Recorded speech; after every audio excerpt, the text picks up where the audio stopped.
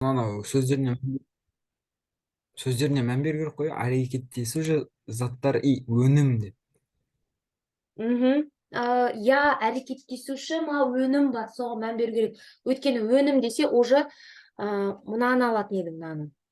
АВ деген, 2АВ дегенді аласың. Ол кезде осыны аласың. Мысалға 3АВ болуы мүмкін ғой, ол кезде өзі 3-тің 3 дәрежесі болады да. 3-тің 3 дәрежесі аға да, 3-тің 3 дәрежесі б-ға да кетеді ғой, иә. Аға да бұға да дегенде бұл екі зат уже бір жабысып тұрма, значит бір зат болады. Мхм. 3-тің 2 Кім біледі, дәрежесі. темір кольчеданы деген не? Қалай? Темір кольчеданы деген не ол? Мен темірді ғана түсіндім ғой. Темір кольчеданы кім біледі?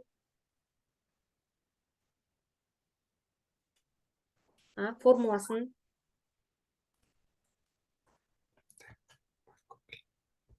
Сондай сұрақ бар ғой, темір кольчеданы деген.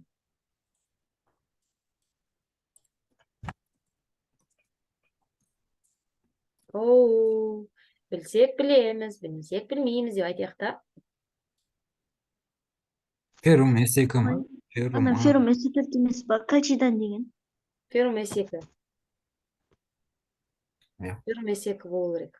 Ешкім. Бірақ естігем. Темір кольчеданы екінші аты сонда перит па? Иә. Аха. Темір кольчеданы керек десе, перитті айтуы мүмкін. Кальчидан дегеннің бар ғой, бірнеше түрі бар екен да. Лучистый кальчидан и магнитный, сосын мышьяковый, молибденовый. Иә, ол ненің кольчеданы екеніне байланысты ғой. Мына кальчиданның бәрін Иә, темірдің, молибденнің, бірдеменің. Түсінікті. Просто темір кольчеданы көбінесе көбірек айтылады, сол үшін айтып қойып жатырмын. Мына жақта сұрақ кетіп жатыр деген сондай. Так, келесі, мына есепті қалай шығарамыз? Бұл есепте қалай шығарылады? Айтпақшы, зум бастым ба? Запись бастым, е? Запись бастым. Бір валенттілік қой. Бір валентті металл. Значит, не істеймін? Металл жазамыз ба? Бір валентті металл болса, ол сұйытылған азот қышқылымен әрекеттессе, қалай болады? Металдың өзі болады. HNO3-пен әрекеттессе, ол бір валентті десе, мына жерде екі валенттілердің бәрін алып тастасам болады, е? Металдың кім мысалға? Нені алып тастаймын? Магнит алып тастаймын. Болды ма? Қалған бәрі бір валентті екен. Ал. Бір валентті металдармен азот қышқылы әрекеттескенде қалай болатын еді? Кімде жауап бар осындай? Металдардың әрекеттесуі деген сабақта именно азот қышқылының әрекеттесуін айтқан болатынмын.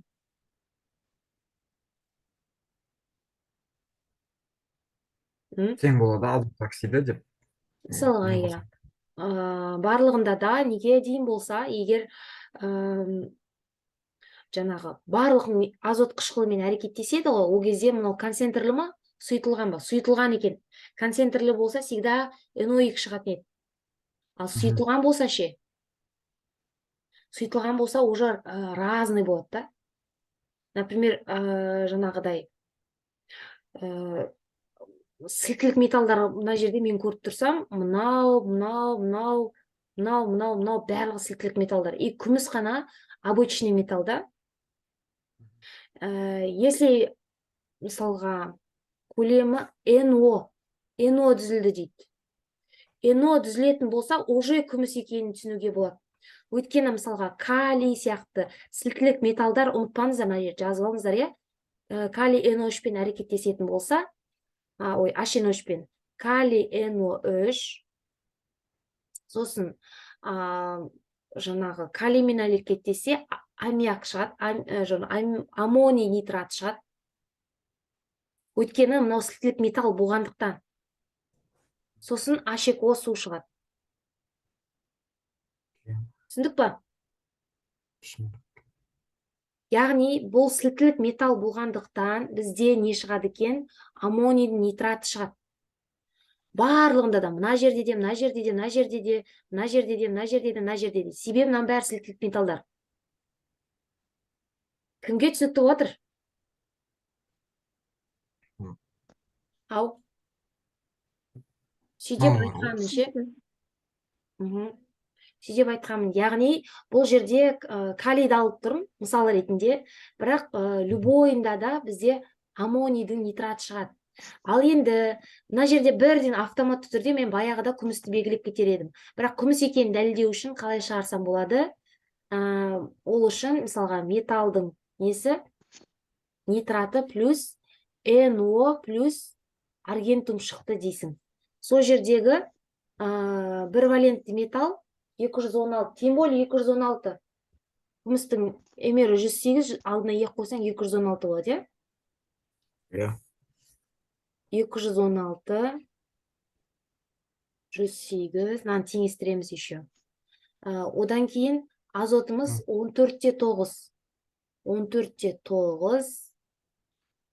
Мынау 22-де 4 деп біз не істейміз? Осы жерде мынаны пропорция, енді күміс екені белгісіз ғой. Осыны пропорция ретінде, X ретінде алуға болады. Так. Егер ол бір валентті металл болатын болса, реакция қалай теңестіреміз? Мысалы, мынау 0-ден плюс 1-ге өзгерді. Мынау плюс 5-тен минус 2 плюс 2-ге өзгерді дейсің. Сонда металл 0-ден металл плюс 1-ге өзгерген кезде минус 1 электрон, а мынада азот плюс 5-тен азот плюс 2-ге өзгерген кезде плюс 3 электрон болады, я? Значит, 3 мына жерге 1 қойылады. Сонда металдың алдына мен неше қояды екем? Так, металдың алдына қойылмайды ғой. Ей! Қойып тұрсыз. Ау? Металдың алдына 3 қойып тұрсыз ғой, иә? Я 3 қоямыз. Неге қойылмайды? Мына жердегі электрондарды бүйтіп алмастырып жазбаймыз ба былайынан? Сонда металл жаққа 3 қойылады. Соны қарап отырмын. Нені қарап отырсың? Металмен астында сіз тотықстандыру, немейді? ТТС жасадыңыз ғой, соны. Иә. Сол кезде мынаның алдарына 3 қойылады. 3 қойылғаннан кейін, мына жақта азот мына жерде 3-еу бар, мынаумен 4-еу. Сонда мынаның алдына 4 қойылады. Сутек нештеу үшін? Сутек 4-еу болу керек. Тағы плюс H2-омыз бар екен ғой, айтпақшы, е? Плюс H2-омыз бар ғой. Аргентум. Мына жерде аргентумның несі түзілсе, мына жерде H2O түзіледі. Мына жерде металдың нитраты H2O және NO газы шығу керек қой. Мен шамалы күміс шығарып, мына жерде күміс, мынау металл күміс. Осы металдың астына 3X болады да, мына жері 216 болып тұр ғой. Осы жерден табамыз сонда. Мына жерден 4-еуінен пропорция табамыз. Кімге түсінікті? Мынаның алдына 2 қойылады коэффициент. Қазір мен қызылмен жазайын уже. Кімге түсінікті? 216 көбейтілген 22-де 4 бөлінген 100. 3X'ті табу үшін, негізі күміс екенін баяғыда біліп тұрық, сонда да шығара салайық енді. 216 көбейтілген 22-де 4 бөлінген 14-те 9 болады, я? Мына жерден 4-еуін алған кезде. Неше шығады? 325. Тоқ табағанда. 325 ба? X табу үшін 3-ке бөлесің. 108 шығып тұр, апай орнына. 108. Көрдіңіз ба? Күмістің несі? Просто күміс екенін дәлелдеп жатырмын сіздерге.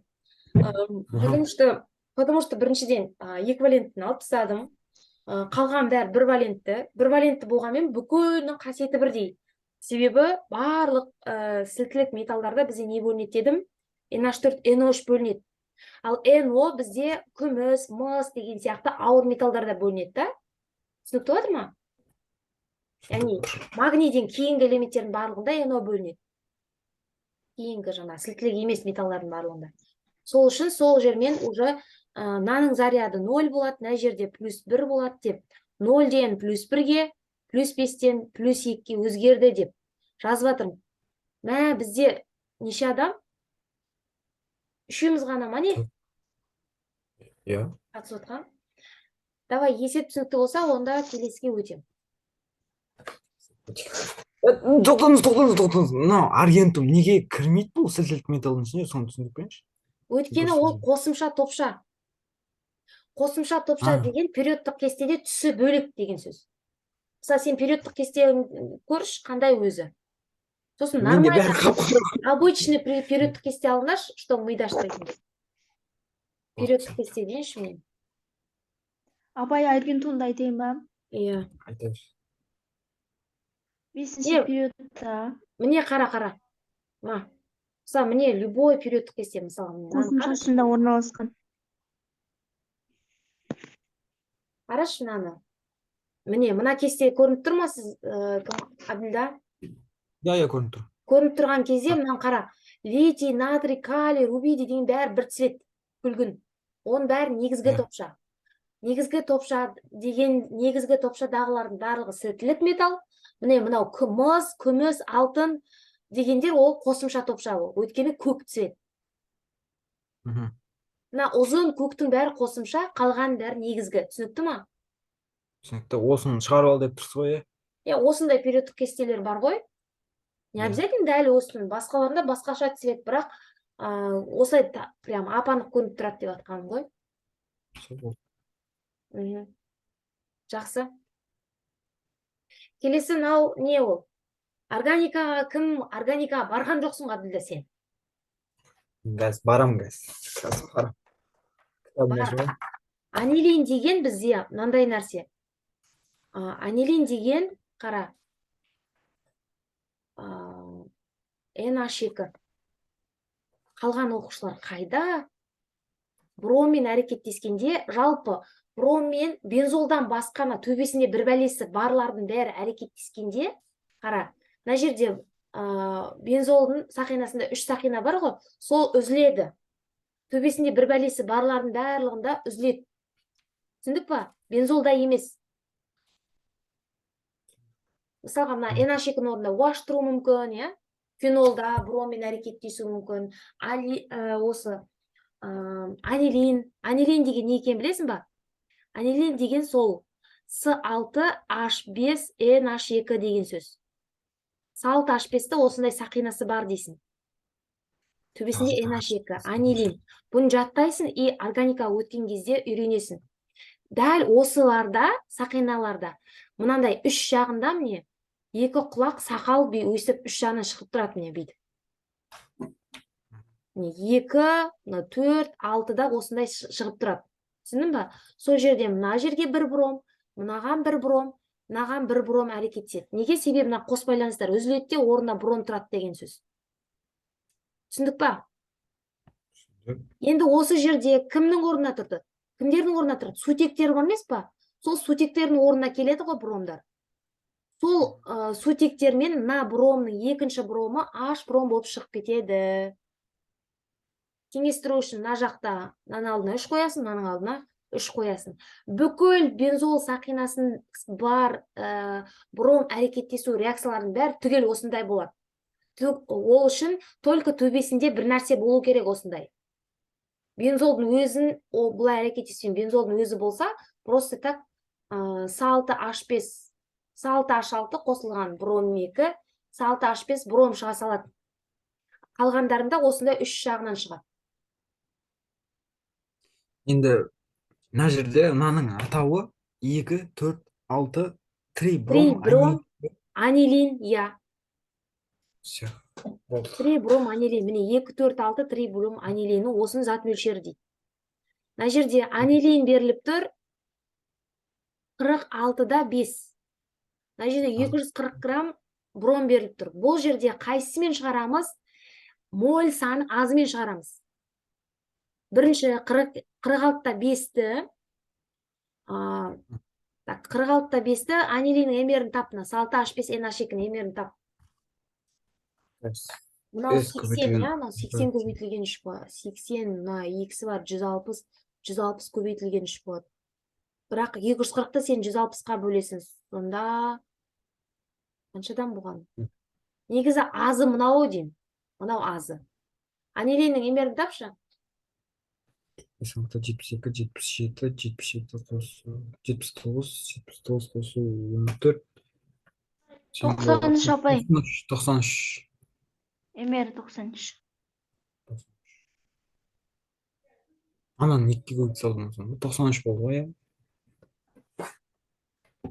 S 6, 12 Апай, көбейтілген. ең аз моль қайсы болды? Не дейсің? Ең азы. Осы шығар деймін да 46-5-ті неше болды? Осы 6H5 NH2 деген. 93. 93. 46-5-ті 93-ке бөлдің ба? Явно енді 240-ты 160-қа бөлсең аз емес қой деймін да. Сол үшін мен сразу осыны алып жатырмын. 46-5-ті 93-ке бөлсең 0,5 па? 0,5. Болды ғой, Дәл онда солай. мынаның да молі 0,5 болады. Неге олай айтып тұрмын? Айтыңдаршы. Коэффициентін. Я, Алдына алдында коэффициент коэффициент сандары болғаннан бірдей. тең болғаннан кейін. Өйткені мынаның алдында да 1, ештеме жоқ. Мынаның алдында да 1. Түсінікті ма? Сол үшін аз түсінікті. моль қайсы, соны белгілей саласың. Әбділда, түсіндің ба? Түсіндім. Сіз 3 бромды қостыңыз, сонда анау барды сутек орнына бром тұрды, и мына жаққа 3 H бромды жаздыңыз, болды ғой. Иә. Бүкілінде осындай, мысалға, ол фенол ма, білмеймін әйтеуір. Әйтеуір броммен әрекеттескенде сақинасы бар, төбесінде антеннасы бар, бірдеңесі бар болса, болды, осылай әрекеттеседі. Мынау сол емес па? Мынау сол ғой, қайттан белгілеп қойыппын. Міне, тротилдің формуласы. Тротил деген не? Трентол ма?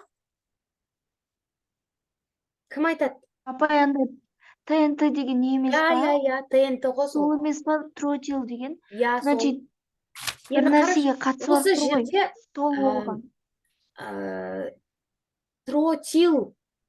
тротил деген қайсына сәйкес келетін сияқты көрінеді. Еге сәйкес келетін сияқты апай. Тротил болу үшін 1,3,5 я, нитро толы. қараңыздар, міне, тура осындай сақина. Я, төбесінде саш бар. Әбділда, естіп жатсың ба? Бірақ бізде қалай болып еді? Жаңа бромдар мына жерінде, және мына жерінде, мына жерінде болды. Бұда 2, 4, 6 еді, мынада 1, 3, 5 болды. Жоқ. Бұда да 2, 4, 6 болады. NO2 болады, бірақ нитро болғасын. Нитро деген, ол нитро топ қой, бром емес. Нитро, NO2. Енді мынау атауы не сонда? Так, ең нитро толы бол. Я, 3 нитро толы, бірақ неше болады? 2, 4, 6. Әрине. 2, 4, 6, 3 нитро толуол. 3 нитро толуолдың екеуде тұр, бірақ бізге керек 2, 4, 6. Түсінікті ма? Сосын 1, 3, 5 деген ешқашан болмайды. Сондықтан сразу оларды отменяем. Мынандай нәрселерді отменяем.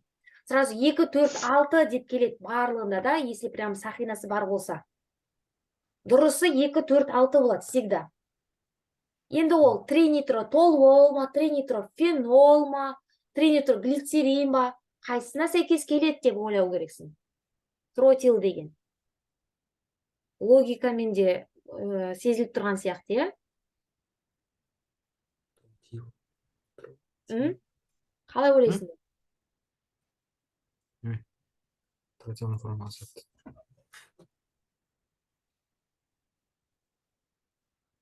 Да, маған білмеймін. 3 нитро, тротил деген 3 нитро толуол ма? Иә.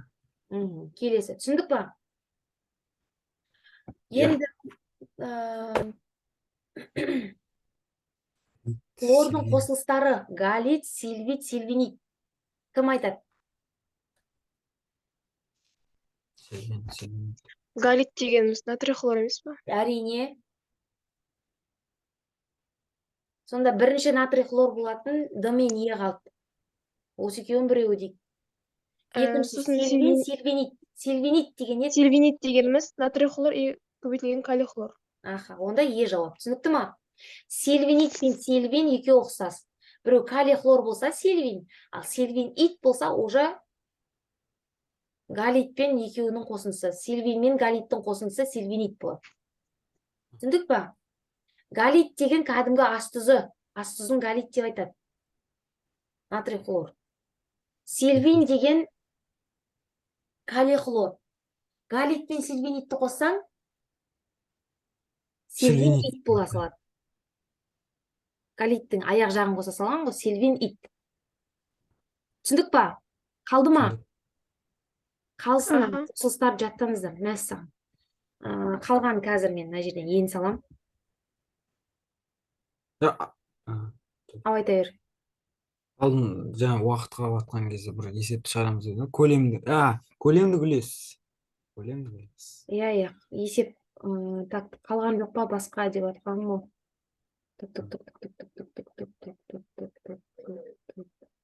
Қалған жоқ қой дейме? Онда иә, көлемдік үлеске бір есеп қалып еді ғой бағана. Бағана бір есеп қалған еді. Иә, мынаны біреусін ойланып шығарамыз деп отырады. Апай, соны жүйемен шығару керек сияқты бар ғой. Иә. Есімде осындай бір есеп шығарғанмын. Сол көлемді үлеске бір несін компоненті тауып алсақ, екіншісі автоматически шығатын еді.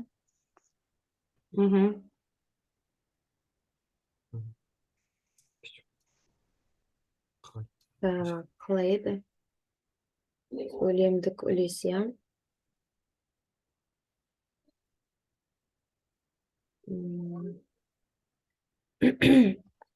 Көлемдік үлес. Қатыр, осы жер, осы бет қалғаны.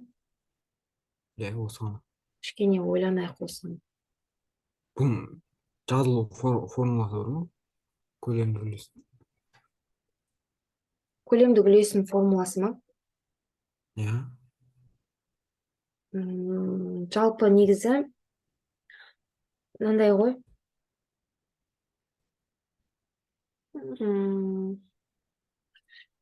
Жаңағы 100%-ға көбейтіп не істейтінше қоспаның несін. Яғни бізде мынандай бар, иә. Бұрында сутек бойынша, мынаның бірінші не істей қойшы. Сутек бойынша тығыздығы дейтін есептер бар еді ғой, есіңде ма? Иә. Иә, сондай сияқты жаңағы соған ұқсайтын есептер ғой. Сол жерде көлемдік үлесті табу болады андай. Несін? Тығыздығын, который эмеріне бөлу арқылы. Немесе жаңа көлемін эмерге бөлу арқылы. Андай көлемді малярлық массаға бөлу арқылы табуға болады. Малярлық массаны қайдан? Осы көмек шықпайды. Бұл жерде қалай болады? Қазір. Бұл жерде не бар? Бұл жерде қоспаның массалары бар.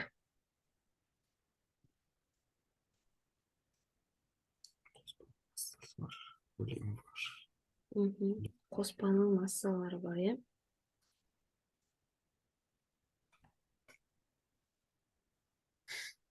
Так.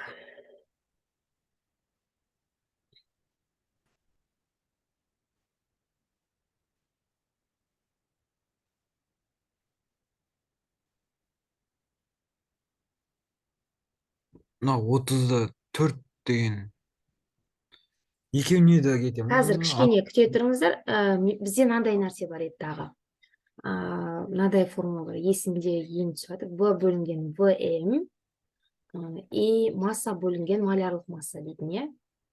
Осы жерде малярлық массаны табу үшін массаны ВМ-ге көбейтесің, е? Мына жерден. Дан В-ға бөлесің, дұрыс па? Осындай болатын болса, онда біз не істей аламыз мына жерден? Масса бізде 34, иә? Солай ма? Ал көлем, тұрақты көлем бізде әрдайым 22-де 4. 22-де 4. ВМ-ді білесің. В бізде қанша еді? 17-де 92. 17-де 92, иә? Иә. Осыны шығарып көрейік. Осы жерде неше шығады? 38 шығады. А? 38 шығады. Точно? Есептедің ба? Точно, калькулятормен. 30. Жоқ шамамен ба? Конкретно ма? Конкретно 38 шығады екен. Даже. 38 шығады апай конкретно. 38 болу керек қонда жауабы. Онда Қазір. жоқтап алғанда 37-де 5 па? 38 болған болса, 38 болған болса, бізде, ойбай, малярлық массасы ол 38 болып тұрған, иә? Онда ол малярлық масса болатын болса, ол жерде қараңыздар. Мынандай болып тұр ғой.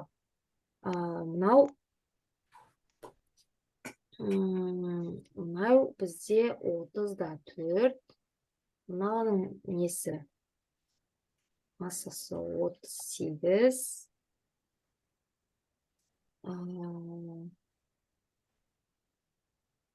Кім еді? Мына екеуінің немері қанша? Мынанікі бізде қанша еді? 28. 28, мынанікі 44 па? 44. Қара, осыларды аламыз. 28, 38, 44. Ортасы, иә, мынау? 28, 38, 44. Түсінікті? Үшеуі де малярлық масса ғой? Не? Мынаның малярлық массасы 28, мынаның малярлық массасы 44. Біздің тауып тұрған малярлық массамыз 38. Түсінікті болды ма? Енді осы 38-ден аламыз 28-ді. 10 болады. 28-ді. Ол кезде мынадан 10 шығады, иә? Екінші 44-тен аламыз 38-ді. 6 шығады. 38-ді қанша болады? 6 болады. 6 болады, иә? 6. Значит, бізде мынандай болған сөз. Көлемдік үлесті осы жерден табатын болса, кішіні, яғни 6-ны көбейтеміз 100%-ға, бөлеміз неше шығады үлкені? 10, иә, 10-ға. Тең болады, қанша болады? 600-ді 10-ға бөлсек? 60 болады. 60% болады. Осындай болады. Саған. Так, бірінші біз жазып алдық 34, 17-де 92 деп, сосын формуланы пропорция көзет. Формуланы айналдырдық. Қайттан шығарайық па? Жүйелеп, или там түсінікті ма? Түсінікті. Апай қайтадан бір шығарып көрсетіңізші. 1, 2 деп кәдімгі 1, 2. 10 минут бар. Бізде 1, 2 деп Кәкіштік шығарайық, иә? Математиканы шығарасызым қиын болып кеткен. Просто нәбір жерде андай тазартып отқанда не болып тұр да? Нәуірлер жазылып қалып тұр да? Мен бүкілін үстіге қарай жазуға тырыссам. Қалай болады екен? Иә? Барынша үстіге қарай, үстіңгі жақты көрсеңіздер. Яғни бізде мынандай формула бар.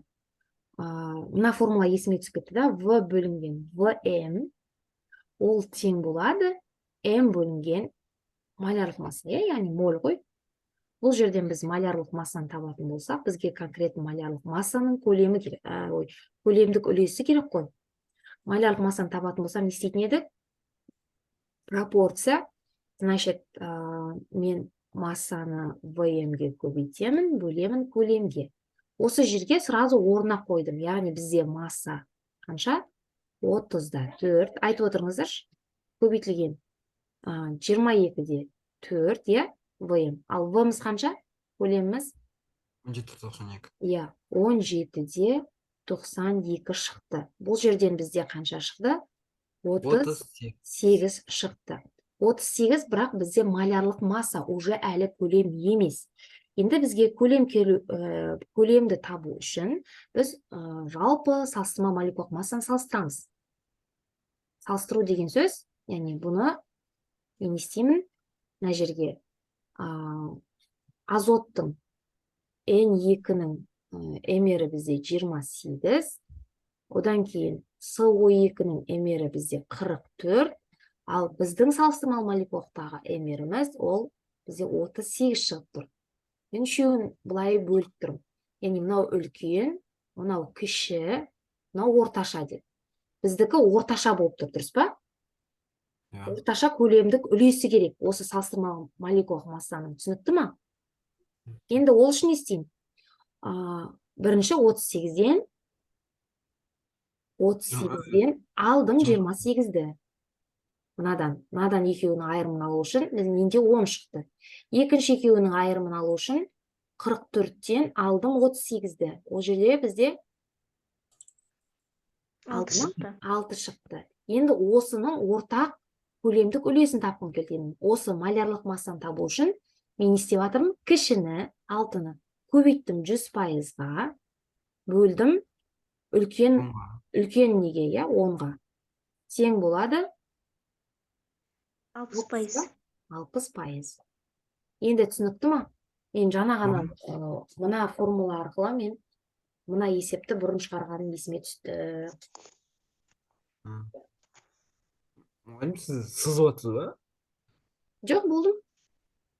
60% болды. Міне 60% төбесінен шығарып қойдым ғой. Енді жүйе түсінікті ма? Мольдық қатынастарын таптық.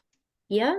Сосын бір қоспаның құрамындағы жаңағы зат мөлшерін емес, несін алдық? Қатынастарын алдық. Қатынастарын таптық. Сосын бірдей жағдайдағы газдардың мольдық көлемдік үлестерін таптық. Түсіндік па?